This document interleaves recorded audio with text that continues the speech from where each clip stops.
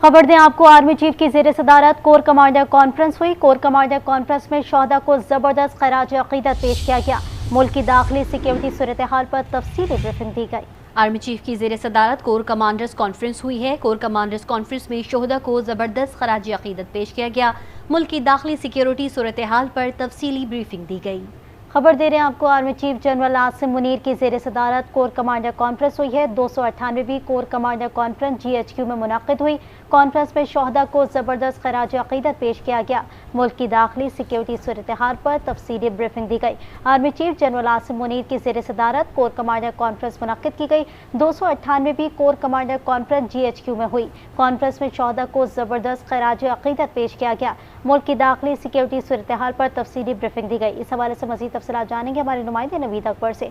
नवीद अकबर, बताइएगा।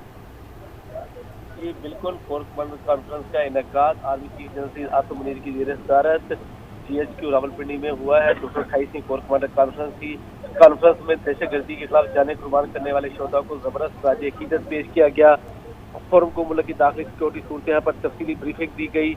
इस मौका पर हमसाया मालक में TTP समेत दीगर दहशतगर्द ग्रुपों को काम करने और उनकी महफूज पनाहगाहों के हवाले से भी ब्रीफिंग दी गई। TTP समेत दीगर दहशतगर्द ग्रुपों को हमसाया मालक में जदीद असलहा पर तशवीश का इजहार किया गया और अफवाज पाकिस्तान की ऑपरेशन तैयारियों और ट्रेनिंग के मामलों पर भी फोरम को तफसीली ब्रीफिंग दी गई। Army chief general Syed Asim Munir का कहना था कि अफवाज पाकिस्तान की ट्रेनिंग और पेशा वाराना तैयारियां पाकिस्तान की दाखिली सलामती के लिए बहुत ज़रूरी है और इस हवाले से काम जो है वो किया जा रहा है। इसके साथ साथ फोरम में दीगर अमूर पर भी तबादला ख्याल किया गया। जो हुकूमत का मईशत की बहाली का प्लान है और उसमें जो पाकिस्तान आर्मी का किरदार है उस पर बात हुई।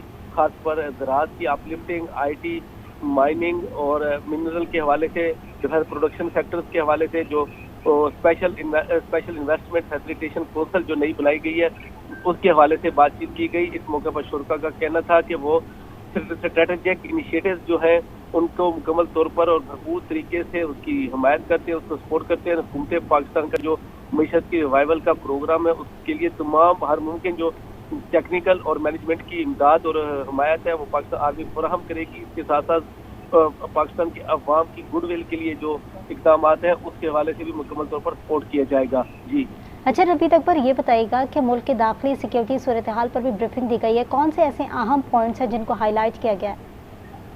जी बिल्कुल, देखें जो हाल ही में वाक़यात हुए हैं, खासतौर पर TTP की तरफ से योब में जो हमला हुआ और योब कैंट के ऊपर, और जिसमें हमारे 9 जो बहादुर जवान हैं वो शहीद हुए। इसके साथ साथ सुई में एक सादा झड़प में जो है 3 हमारे फौजी जवान जो हैं वो शहीद हुए, दर्जनों जख्मी हुए। इसके साथ साथ जो साबका फाटा का इलाका है, शुमाली वज़ीरिस्तान, जनूबी वज़ीरिस्तान समेत मुख्तलिफ इलाके, वहाँ से मुसलसल जो है जो वहाँ पे जो दहशतगर्दी के वाक़यात हो रहे हैं उस हवाले से भी गौर किया गया। मुतल्लिक़ा कमांडर्स की तरफ से ब्रीफिंग भी दी गई और पाकिस्तान आर्मी का जो रिजॉल्व है दहशतगर्दी के खिलाफ जो अज़्म है उसका इयादा भी किया गया और कहा गया कि पाकिस्तान आर्मी किसी भी सूरत में मुल्क में दहशतगर्दी को पनपने नहीं देगी, उसका को पूरी तरह से उसको ख़त्म किया जाएगा।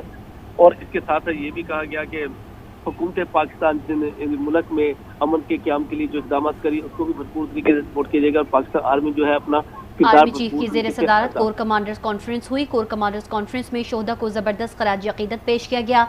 मुल्क की दाखिली सिक्योरिटी सूरत हाल पर तफसीली ब्रीफिंग दी गई। हमें अपडेट करे थे नवीद अकबर, बहुत शुक्रिया आपका।